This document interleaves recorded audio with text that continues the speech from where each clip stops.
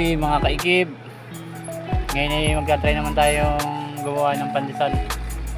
Ito nga ginigiling ko na. Yan ay pipinuhin lang natin. At gagawin nating buns, yung munay na tawag pandemon.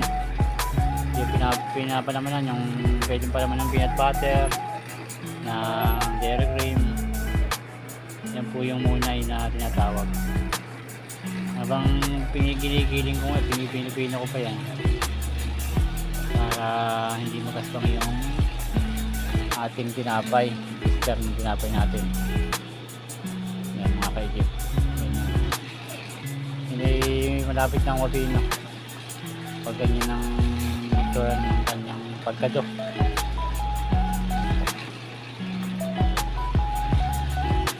Magandang gabi po mga kaikip.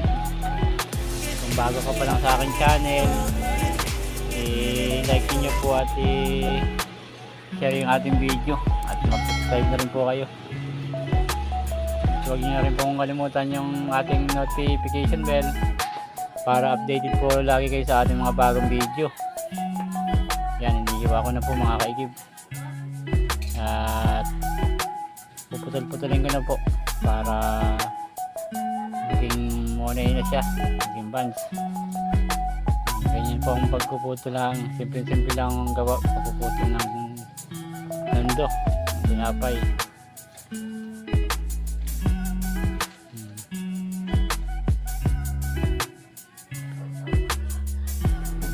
Sanayan lang mga kaikip ang pagpuputol para naglalaro-laro lang. Ang munay nga pala sa amin dito or buns ay 2 piso ang isa, isang balot ay 12. Yan, ganyan lang mga kaikip. Putol-putol lang tayo, putol-putol lang natin. Pagkatapos yung putol-putol, hindi maya ay pipigurahin na natin yan. Yan, ganyan o. Parang naglalaro-laro lang tayong ganyan. Mayroong ka tayong kasama, di habang pinuputol ko hindi may nagpipiguran na sana. Kaya ay solo kong ginagawa lang yung monay na yan. At yung ating kasama hindi pumasok.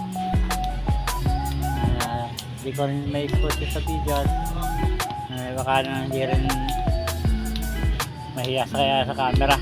Kaya tayo na lang muna nag-video. Yan, ganyan mga kaikip po. Pinipigura kong ganyan, binibilog-bilog lang. Yan, bilog na po yan. At pagka bilog-bilog lang na ganyan, ilalagay ko na yung maya sa tray. Yan, ilagay ko na siya sa tray. Yan ay parang binibilog lang sa palad. Diin po ang pagpipigura. Figura ho ang tawag namin sa pagbibilog-bilog pong yan. Yan po ay monay or buns kung tawagin, palamanan. Pandemon po ang tawag ng iba. Yan, ganyan po mga kaikip. Ilagay natin sa tray. Yan po ang pandemon. Yan, ganyan po. Pigura.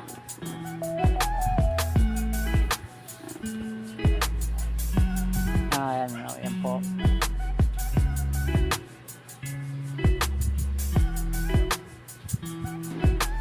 Ilang piso lang po ang isa niyan. Ito, isang balot.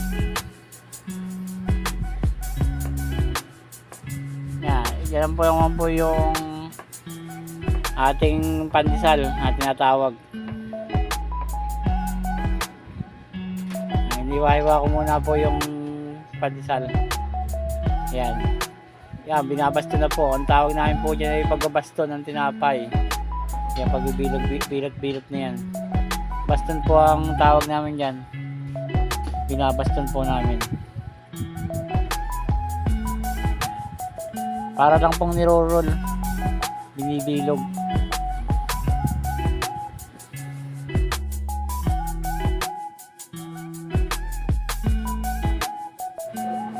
Yes TV, shoutout sa'yo. Baka naman, alam kong nasa Egypt ka. Pasalubong naman dyan. Saka, shoutout nga pala kay Boss DIY. Boss DIY, shoutout sa'yo. Saka kay Jihan dyan sa Jeddah. Jihan, baka naman. Saka shoutout po dyan kay Andrelen Vasquez, yung ating subscriber dyan sa Quezon. At saka kay Kapusap, shoutout sa'yo Kapusap. Baka gusto nyo umorder ng pandesal, mag-comment lang po kayo at dideliveran ko kayo bukas. 2 piso lang po ang isang pandesal. Bahala na po kayo sa shipping.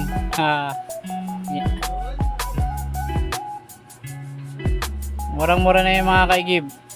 2 piso ang isa. Yan, ipagugulungin na po natin sa pulbos, sa powder. Yan, ganyan lang po ang pagkapagulong para magkaroon siya ng pulbos, yung binayong tinapay powder. Yan mga kaigib po. Yan po ay kisanayan lang. Okay, bago-bago hindi ko pa rin kayang maggawa ng ganyan. Pero sa tagal din po, nasanay din po ako.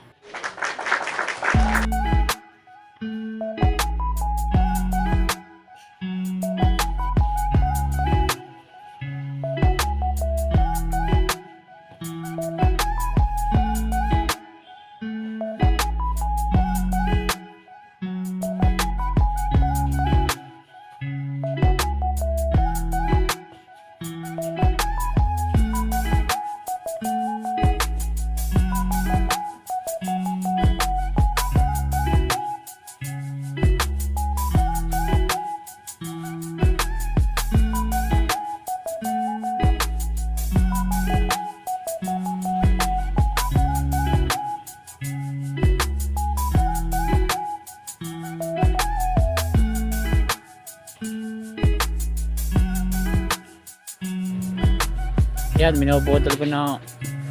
I-slice na natin. Gagawin nating pandesan na siya. Yan, ganyan lang po ang pagpuputol. Wow!